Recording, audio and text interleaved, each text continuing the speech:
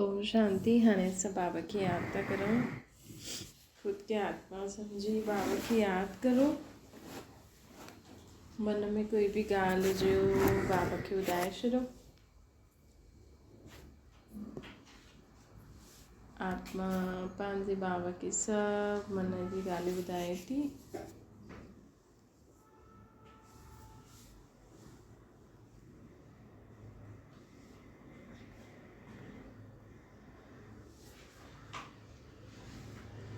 हाणे संकल्प करो, मां आत्मा शांति स्वरूप आहियां। मां आत्मा प्रेम स्वरूप आहियां। मां आत्मा सदा आनंद में रहण वारी आहियां। शक्तिशाली आहियां। मुंहिंजो शरीर हिकदमि निरोगी आहे।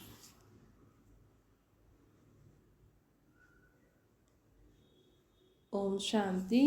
अॼु मिठा मिठा शिव बाबा ब्रह्मा जे तन द्वारा चवनि था, मीठे मीठे ॿार बाबा असांखे चवनि था कि जीवन में कई बार जंहिंजा अवगुण हूंदा आहिनि न कंहिंजो त उहो अवगुण बि असांखे जीवन में मदद कंदो आहे। जीअं गुलाब जे फूल सां गॾु कांटा बि हूंदा आहिनि न, त उहो कांटा छा आहिनि, हुन फूल जी सेफ्टी जो साधन आहे न त गुलाब जे फूल खे सभु माण्हू खणी वठनि, लेकिन गुलाब जे फूल में कांटा बि हूंदा आहिनि, त जीअं उहो फूल जी सेफ्टी जो साधन थी वियो।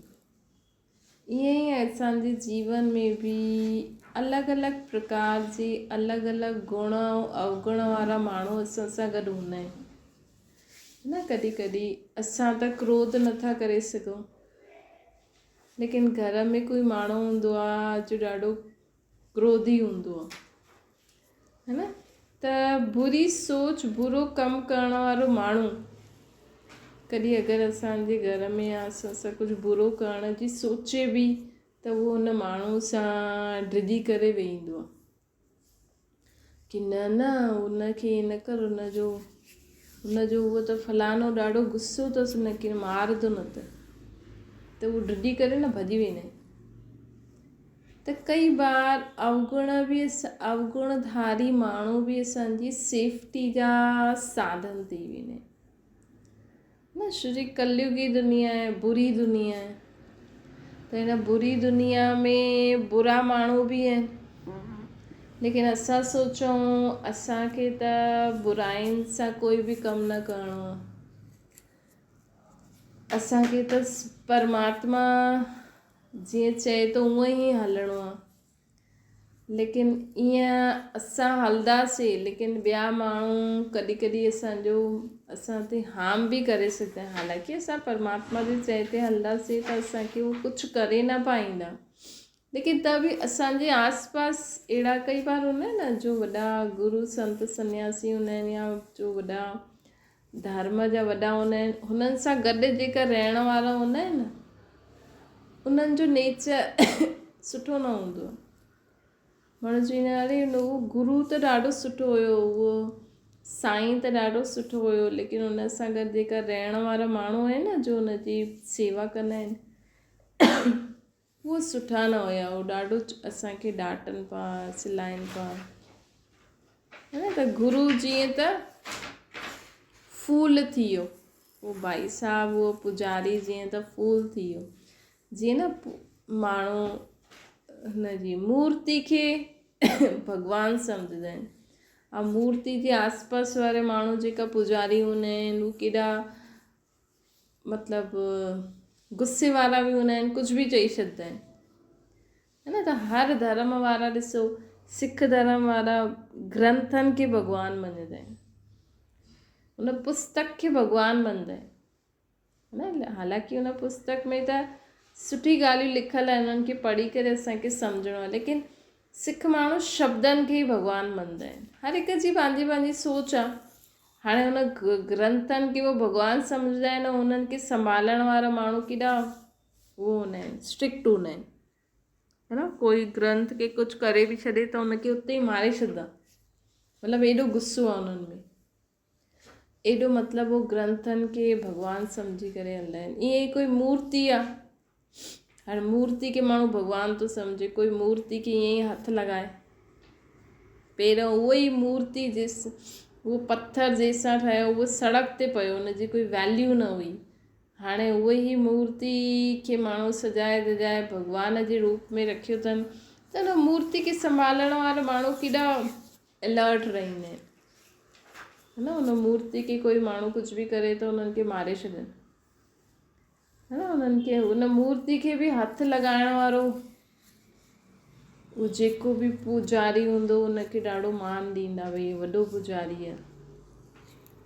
त माण्हू ॾिसो कीअं ठाहे रखियो, कि अलॻि अलॻि केरु माण्हू पेड़नि खे, सूर्य चांद खे, हाणे माण्हू चांद खे भॻवान जे रूप में पूॼे थो, हीअं त कोई चांद खे चए कुझु त माण्हुनि खे वणे न, ऐं हुन ई चांद ते माण्हू वञनि था जूता चप्पल पाए करे उते अलाए छा छा ढूंढे अचनि था, है न। त इहे हर हिक जी पंहिंजी पंहिंजी सोच आहे। मतिलबु चइण जो मतिलबु इहो आहे कि अगरि दुनिया में कोई सुठो माण्हू हूंदो आहे त हुनजे आसपास वारा अगरि माण्हू सुठा न हूंदा आहिनि त उहो बि हुनजी सेफ्टी जो साधन ठही वेंदा आहिनि, न। उहो बि हुनजी सेफ्टी जो साधन, जीअं कंहिंजो ॿारु हूंदो आहे, ॿार जे लाइ माउ पीउ सेफ्टी जो साधन थी वेंदो आहे, है न। हीअं ॿारु केॾो बेफ़िक्र मज़े सां घुमंदो रहंदो आहे, खेॾंदो, ऐं हुन ॿार खे कोई बुरी नज़र सां ॾिसे या कोई बुरो करणु सोचे त हुनजे लाइ माउ पीउ छा ठही वेंदा आहिनि, है न। हुनजो जीअं त सेवक ठही वेंदा आहिनि न, कोई हुननि खे करे त हुननि खे मारे छॾनि।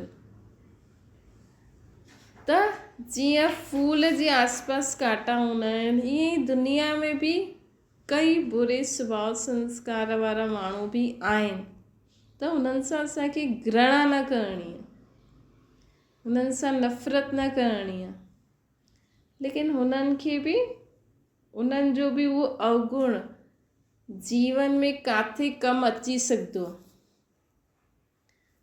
है न। हुनजो उहो अवगुण बि असां जीवन में कम में लाए सघंदा आहियूं। कई माण्हू न रोइण खे पंहिंजो शस्त्र ठाहे छॾींदा आहिनि, पंहिंजी सेफ्टी ठाहे छॾींदा आहिनि।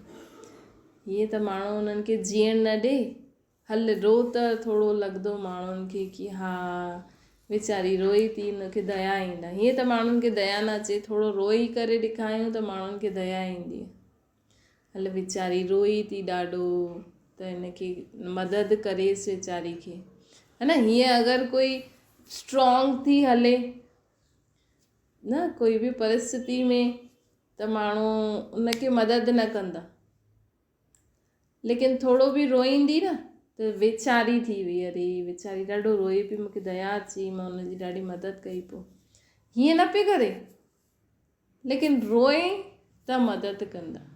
त दुनिया माण्हुनि जी सोच अहिड़ी आहे न, त कई माण्हू पोइ हिननि क्रोध खे, रोइण खे या बुरी ॻाल्हियुनि खे माण्हू पंहिंजे फ़ाइदे जे लाइ बि यूज़ कंदा आहिनि, पंहिंजे फ़ाइदे जे लाइ बि यूज़ कंदा आहिनि। किथे किथे हिन सां फ़ाइदो बि थींदो आहे, किथे किथे माण्हू हिननि खे मिसयूज़ बि कंदा आहिनि, न ग़लति बि उपयोग कंदा आहिनि। हा भई मां इहो गुस्सो ॾेखारींदमि त सभु असां डिॼी करे हलंदा, त मुंहिंजो सभु चयो मञंदा, हा भई मां थोरो रोईंदमि त मूंखे सभु माण्हू मदद कंदा। पर असां अहिड़ी ॻाल्हियुनि ते ध्यानु ई छो ॾियूं न, असां परमात्मा खे यादि करे, गुणनि खे धारण करे हलो, हा। असां सुठी रीति परमात्मा जी यादि में हलंदा हलूं। कोई माण्हू अगरि असांजो फ़ाइदो बि उठाइणु चाहे त अहिड़ा जो माण्हू हूंदा आहिनि न, ये क्रोधी ऐं गुस्सेदार ऐं अहिड़ा जो रक्षक ठही सघंदा आहिनि, उन्हनि खे भॻवानु तव्हांजो रक्षक ठाहे छॾींदो आहे। मतिलबु उन्हनि खे हुन रीति यूज़ कंदो आहे कि हीअ मुंहिंजो नाम जपे थो, मुंहिंजे चए ते हले थो, इहा विकार बुराइनि सां मुक्त थी हले थो, त भॻवानु तव्हांजे मदद जे लाइ बि माण्हुनि खे तयारु रखंदा आहिनि। उन्हनि खे चइबो लेफ्ट हैंड भॻवान जो, है न। भॻवान जा राइट हैंड बि हूंदा आहिनि, लेफ्ट हैंड बि हूंदा आहिनि। जेका राइट हैंड हूंदा आहिनि न उहे ॾाढा सुठा हूंदा आहिनि भॻवान जा। छो जी भॻवान जा त सभी ॿार आहिनि, विश्व जी सर्व आत्मायूं परमात्मा जा ॿार आहिनि। चाहे उहो ॿारु सुठो आहे या सुठो न आहे, सुठे स्वभाव संस्कार वारो न आहे। कई बार ॾिसो बुरे स्वभाव संस्कार वारो माण्हू बि आहे, लेकिन उहो भॻवान जो नाम दिलि सां चई यादि कंदो आहे, है न। जीअं ॾिसो जेका आतंकवादी हूंदा आहिनि न, अक्सर करे आतंकवादी मुस्लिम धर्म जा ई हूंदा आहिनि, है न। हिंदू जा बि हूंदा पर हिंदू जा न हूंदा, हूंदा बि त कन्वर्ट थी करे, लेकिन ज़्यादातर आतंकवादी मतिलबु मुस्लिमनि सां माण्हू एॾो छो ड्रिजंदो आहे, उन्हनि खे मुस्लिमनि खे ॾिसी आतंकवादी याद ईंदा आहिनि। लेकिन उहो ॾिसो कीअं नियम प्रमाण पंहिंजी नमाज़ बि पढ़ंदा आहिनि, है न। उन्हनि जो नियम पक्को आहे, एतिरो त कहिड़े धर्म जो न हूंदो। हिकु क्रिश्चन माण्हुनि जो बि नियम पक्को आहे, उहो प्रेयर कंदा आहिनि हर घंटे अलाए अधु घंटे कलाक जेतिरो बि हूंदो, लेकिन उहो कंदा आहिनि त ॾाढो मन सां, छो जो उहे हिक खे ई यादि कंदा आहिनि। मुस्लिम माण्हू बि न अल्लाह खे ई यादि कंदा, अल्लाह मतिलबु निराकार खे ई यादि कंदा आहिनि। क्रिश्चन माण्हू बि आहे न लाइट खे ई यादि कंदा आहिनि, उहे देहदारियुनि खे यादि न कंदा आहिनि। हूंदा उन्हनि जा धर्म जा वॾा हूंदा, लेकिन उहे उन जा धर्म जा वॾा बि जीअं जीसस क्राइस्ट चई गॉड इज़ लाइट, कि भॻवानु लाइट आहे, मां न आहियां, मां भॻवान जो ॿारु आहियां। त क्रिश्चन माण्हू बि अॼु माण्हू एॾा सिख, तव्हां पंजाब में वञी ॾिसो ॾाढा सिख आहे न क्रिश्चन था ठहनि,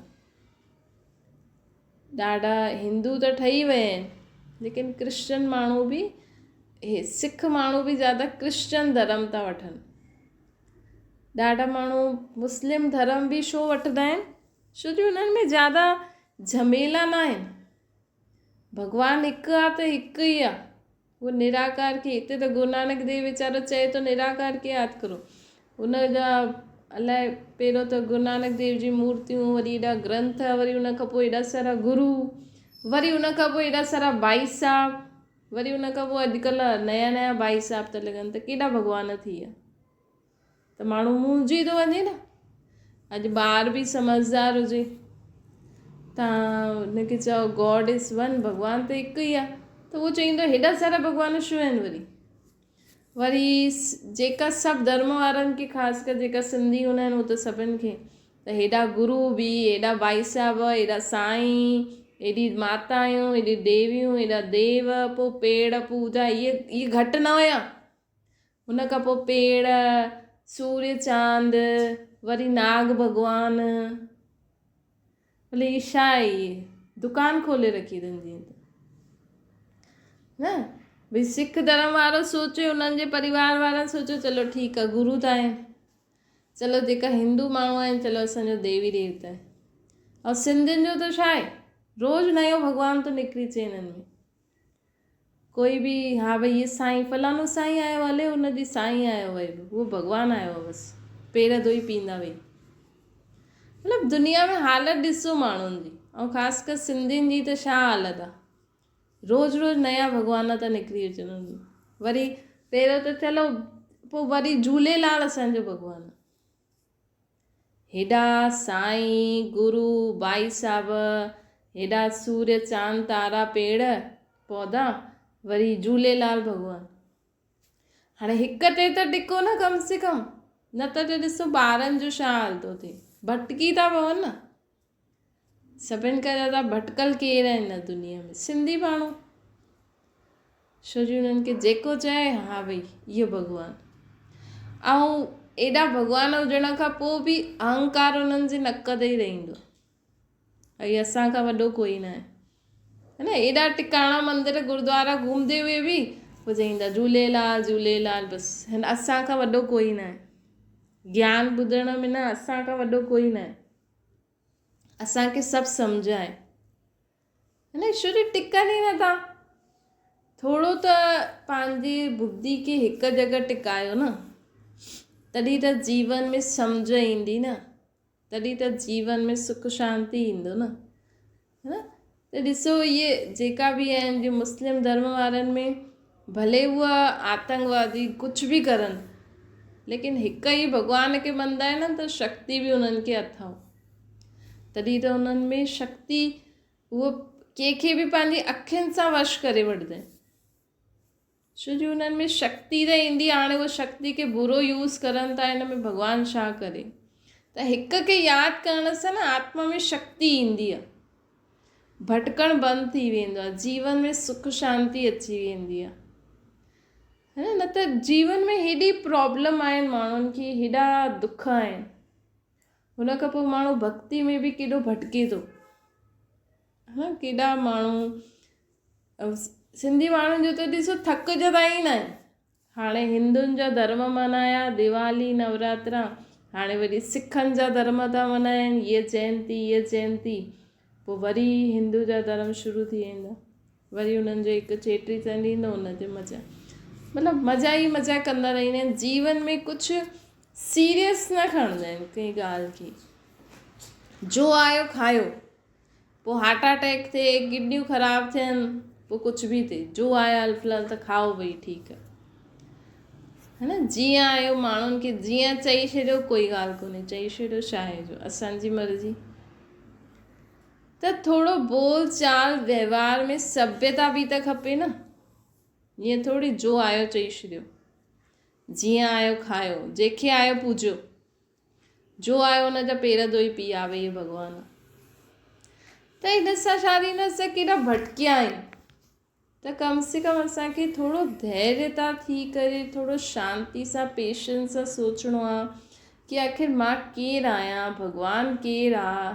हिकु भॻवानु आहे त हिकु करे मञूं न भई, है न। हिक खे मञूं त असांजी जीवन में, हाणे ॾिसो जेका माण्हू पंहिंजे हिकु माउ पीउ जे चए ते हलंदा न, उन ॿार जे जीवन में भले ई दुख ईंदा, लेकिन माउ पीउ हुनजो अंत ताईं मददगार हूंदो आहे, है न। जेको ॿारु हिन साहेड़ी हिन जे चए ते हलंदो, त माउ पीउ बि कीअं मदद कंदो, है न। त हूअं ई परमात्मा बि असांखे चवनि था कि हिक जे सहारे हलंदा हो त पोइ मां तव्हांजी मदद बि करे सघंदमि। हाणे अलॻि अलॻि छो जे भॻवान जी त हिकु ई श्रेष्ठ मत आहे, भॻवानु त असांखे हिकु ई सम्झ ॾींदो आहे। लेकिन ॾिसो अॼु माउ पीउ जी सम्झ हिकु ई आहे, लेकिन सम्झो कि माउ पीउ जा 10 ॿार आहिनि। हाणे हिकु ई माउ पीउ खे माण्हुनि हिकु ई माउ पीउ हिकु ई सम्झ थो ॾिए, लेकिन 10 पंहिंजी पंहिंजी बुद्धि अनुसार उनखे ग्रहण करे कमु कंदा। उहो ई भॻवानु त हिकु ई आहे, लेकिन हिन दुनिया में जो माण्हू भॻवान जे नाम जो कमु करनि था, नथा करनि था, जो माण्हू अॼु ॾिसो, माण्हू गीता जंहिं बि लिखी हूंदी, हुन कंहिं सम्झ सां लिखी हूंदी। गीता भॻवान न लिखी आहे, इंसाननि ई लिखियो आहे। ये ग्रंथ शास्त्र जेका तव्हां पढ़ो था न, इहे भॻवान न लिखियो आहे, इहे माण्हुनि ई लिखियो आहे। लेकिन जंहिं लिखियो हुन कंहिं सम्झ सां लिखियो हूंदई, हुन खां पोइ घणा बार उहो रीप्रिंट थियो हूंदो, है न। हुन खां पोइ ॾिसो अॼु हिकु ई सुखमनी खे 10 भाई साहब पढ़ंदा, जेका हेॾा सारा संत तव्हांखे कीर्तन ॿुधाइनि था, हिकु ई सुखमनी खे पढ़ंदा, लेकिन सभु अलॻि अलॻि पंहिंजे पंहिंजे हिसाब सां तव्हांखे हुन लाइन जो अर्थ ॿुधाईंदा। त हर हिक जी बुद्धि आहे, सम्झ आहे, है न। लेकिन असांखे अगरि असां डायरेक्ट परमात्मा जी श्रेष्ठ मत सम्झी करे हलंदासीं न, पंहिंजी बुद्धि सां बि सम्झी करे हलंदासीं न, त असांखे यथार्थ ॻाल्हि सम्झ में ईंदी।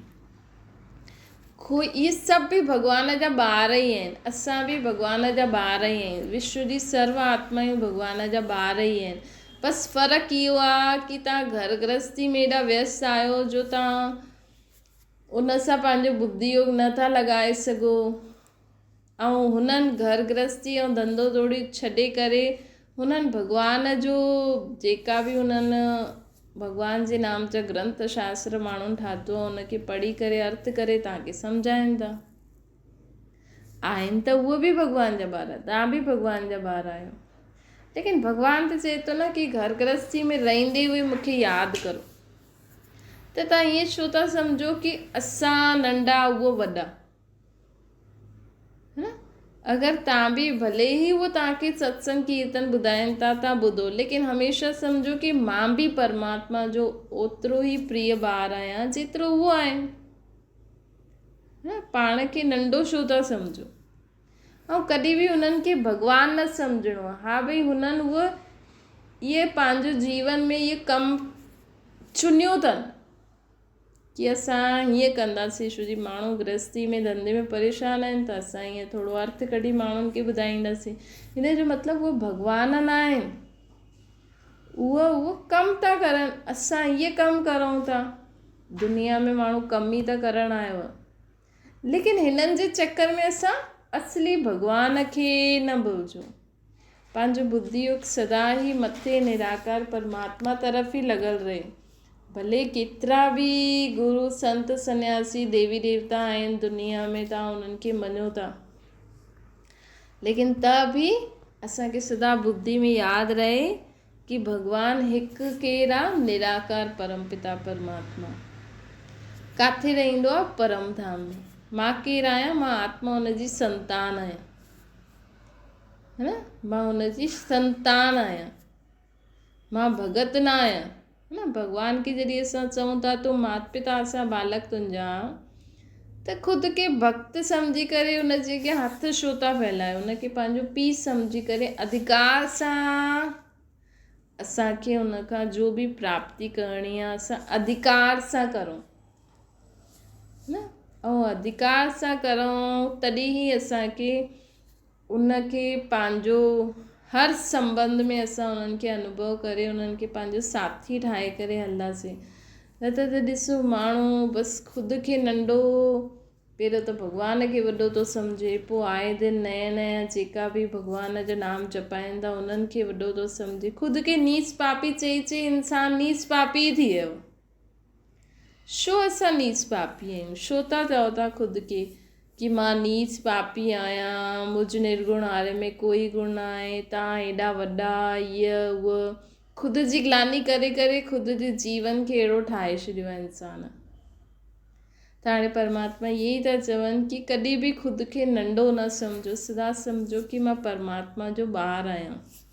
अच्छा, मीठे मीठे सिके लॾे ॿारनि प्रति माता पिता बाप दादा जो यादि प्यार ऐं गुड मॉर्निंग। रूहानी बाप जी सभिनि रूहानी ॿारनि खे नमस्ते। असांजी बि रूहानी माता पिता बाप दादा खे यादि प्यार गुड मॉर्निंग ऐं नमस्ते। वरदाना लौकिक अलौकिक जीवन में सदा न्यारा ठही परमात्मा साथ जे अनुभव द्वारा नष्टो मोह ठहो।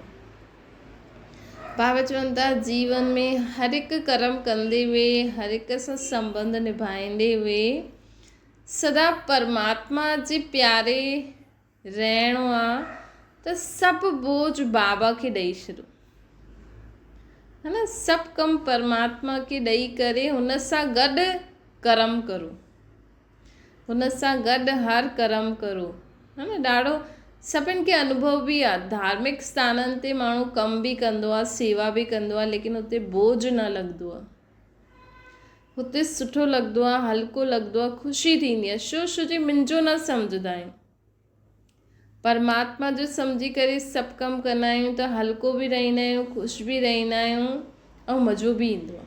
त ईअं ई जीवन में बि चाहींदा त आहियूं सभु कुझु तुंहिंजो थी, लेकिन असांखे उन रीति मञी करे हलणो आहे कि सभु कुझु तुंहिंजो थी, त तुंहिंजो तुंहिंजो चई करे, तुंहिंजो तुंहिंजो सम्झी करे हुन रीति कर्म कंदा तॾहिं दुनिया में रहंदे हुए सदा हल्का रहंदा, नष्टो मोह रहंदा, ख़ुशि रहंदा, परमात्मा जा प्यारा रहंदा। स्लोगन आहे विकारो रूपी सापनि खे पंहिंजी शैया ठाहे छॾियो त सहज योगी ठही वेंदा। जी ॾेखारींदा न, विष्णु बि शेष शैया ते लेटल आहे, कृष्ण बि सांप जे मथां डांस था करनि। इन जो मतिलबु आहे कि उहो कोई नागनि जे मथां सुम्ही न पिया आहिनि।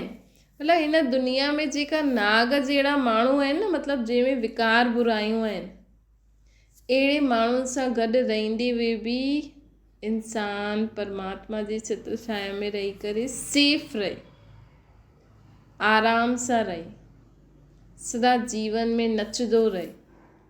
भले घर में कोई क्रोधी हुजे, कोई छा बि हुजे, कहिड़े बि सुभाउ संस्कार वारो हुजे, लेकिन अहिड़े सुभाउ संस्कार वारे माण्हुनि खे बि एतिरो परमात्मा जी चित्र छाया में रही करे, अहिड़े माण्हुनि सां रही करे बि उन्हनि जी बुराइयूं उन्हनि खे टच न थिए, हावी न थियनि।